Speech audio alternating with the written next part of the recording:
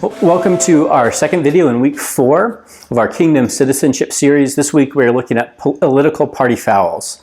And the second political party foul we are looking at is divorcing your faith from your political views. It would be something, if we're to draw it, like this, where you say, well, I've got my faith here,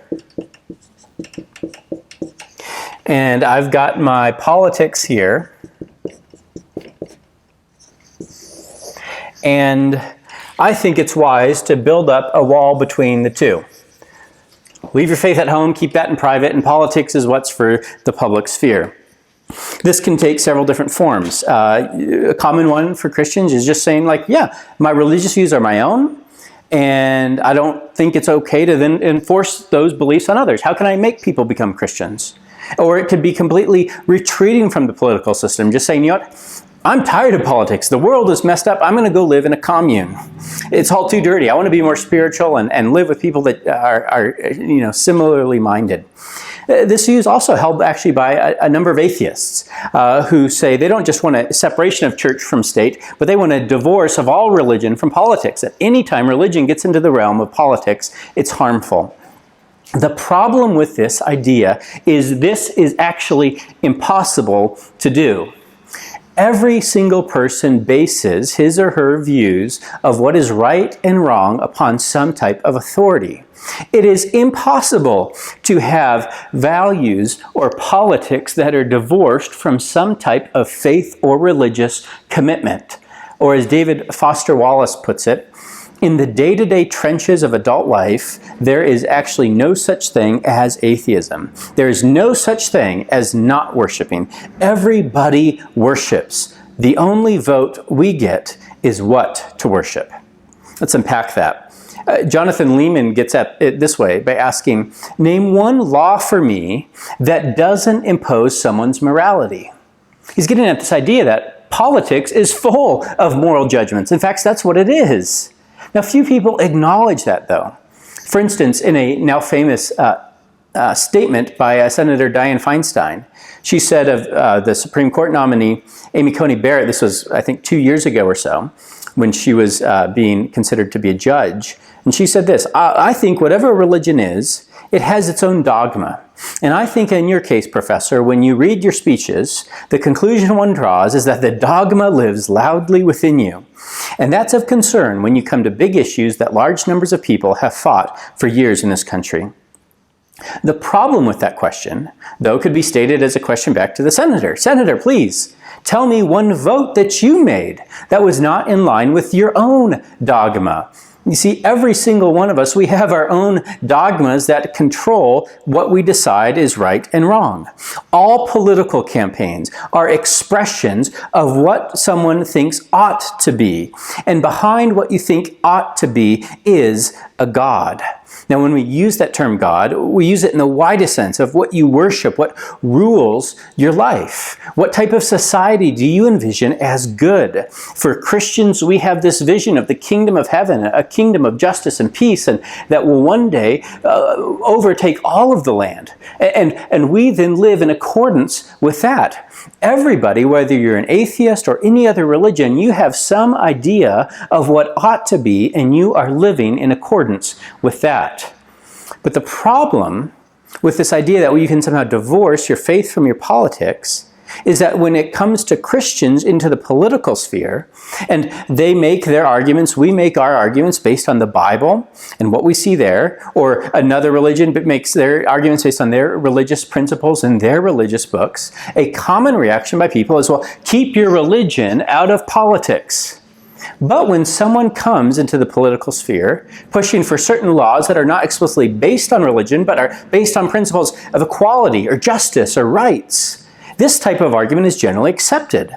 But if you think about it, well, aren't you just really smuggling some gods under the cover of religiously neutral language? I mean, what defines equality? What defines justice? Ultimately, what you worship does. So if you worship your own intuition, that is the God that you are smuggling into the political realm. Every one of us serves a god. All politics is a battle of various gods. And so the problem again with saying that we should separate politics from religion is that it's a great way to screen out all the religions that have gods with a name and religious books. But then it gives free rein to all the other gods that people worship without a second thought. So those gods are smuggled into the public square in a Trojan horse named justice or equality or human rights or something else. But inside that idea of justice, it's not religiously neutral. It can't be. Inside that Trojan horse named justice, there is a dogma that lives just as loudly as in a person who is self-consciously Christian in her thinking. The difference between the two is one is secretly smuggling in their religious values, the other is being honest and forthright about their religious values. So the idea that you must separate religion from politics always is going to stack the deck against anyone who follows some type of organized religion. Jonathan Leeman writes, "When the non-Christian affirms his belief in the separation of church and state, he means separation of government from my church, not his own. He effectively says, you can't impose any of your beliefs and morals on me because they're from your church." Okay. But does that mean he cannot impose his idolatrous and non-Christian views on me? There's the catch. He has no official church and God with a name. And so there's no such thing as separation of idolatry and state. Too bad for me, lucky for him. So you can see his point. Everyone is religious. Some people just smuggle their religious values into the public sphere. Now with Christians, this can work its way out in a particularly subtle form within evangelicalism, because there has been a history of association with the Republican Party, for good or for bad. This has led some Christians to push back and say, we should try to separate our faith from our particular political party. We shouldn't give people voting guides and tell them this is how to vote, or we shouldn't give politicians pulpit time during our worship service to further their political platform. And that is a valid critique, and we're going to look at that political party foul in our next video. But we should also see that in that pushback, sometimes what you do is you are building up a wall between what are generally politically conservative issues and religion, but ignoring the lack of a wall between politically liberal issues and religion. In other words, you might be quick to talk about the separation of church and religion, or politics and religion, when it comes to politically conservative issues. Okay, it's okay to use your religion, but it's okay then to use your religion to push for politically liberal issues. Let me illustrate. I was struck a few years back when there was all the debate around whether or not we should build a wall and immigration and all that. And I saw a number of Christians who would say something, I am personally opposed to abortion, but I don't want to impose my beliefs on everybody, so I don't want to outlaw abortion. But then when it came to the issue of the border, they were quick to take biblical passages and apply them into the political sphere for reasons for why we should not build the wall. And do you see the inconsistency here? It's saying that for one issue, we don't want to apply biblical justice to change to push for change in the political realm. But in another issue, we're okay with pushing for political justice to change, pushing biblical justice to change in the political realm. As Robert Bennett puts it, it seems only some kinds of religion should be politically active. Any law that is enacted by the state is pushing for some type of morality. It is coercive. It is getting people to conform to a certain moral standard. Another unhelpful kind of separation of faith and politics is when Christians completely disengage from society at large. They retreat into their own compounds, and so they have essentially, instead of the wall between faith and politics, if we have politics here, they, have a holy huddle. I don't know if you can see this on the video or not.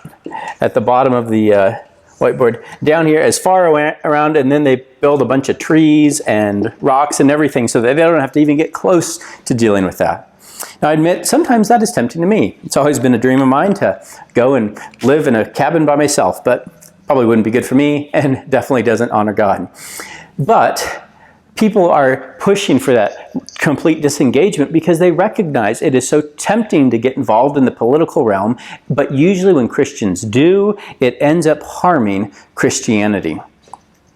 Now, in the United States, you see this approach by many Mennonite traditions, which under it you have various Amish groups, you have the Brethren churches. These groups are often marked by pacifism, a refusal to serve in the military, or sometimes in any branch of government. They seek to truly separate themselves from all of politics. This can even be found in certain conservative evangelical circles that have developed small communities throughout the United States where they've withdrawn from worldly contact. And it has kind of this underlying idea, even if they don't say it explicitly, that God seems to kind of have abandoned the world. Everything is, going to hell right now. And our job is just to have a holy huddle and make it until Jesus comes back. And while you might be sympathetic to that approach, and their kind of draw back from politics is a helpful reminder that Christians are supposed to be separate from the world, we can't forget that Jesus is still king over all of the world. And he has called us as his ambassadors not to retreat from the world, but to spread his kingdom to all nations in all of the world. That as Christians, we actually should be optimistic when it comes to the future, because even though there's going to be a lot of this, we know that in the end, the kingdom of heaven will far outlast any of these nations, and one day all things will be made right. We also need to remember a critique of this idea is that government isn't necessarily evil. In fact, as we looked at last week, government is something instituted by God and actually necessary for civilization and for the spread of the gospel. So why would we essentially hand over the keys of something that God has instituted to people that don't want anything to do with God? So you can't separate your religion from your politics. God is a God who is not just over our hearts or over the church, but he is over all nations and all of creation. And his end goal is in the words of Ephesians 1:10. At the right time, he will bring everything together under the authority of Christ, everything in heaven and on earth. Christianity is a public religion. Well, that's it for this video. Thanks for watching. Again, please send us your feedback, fill out the comment form, and we'll address all of that in our final week.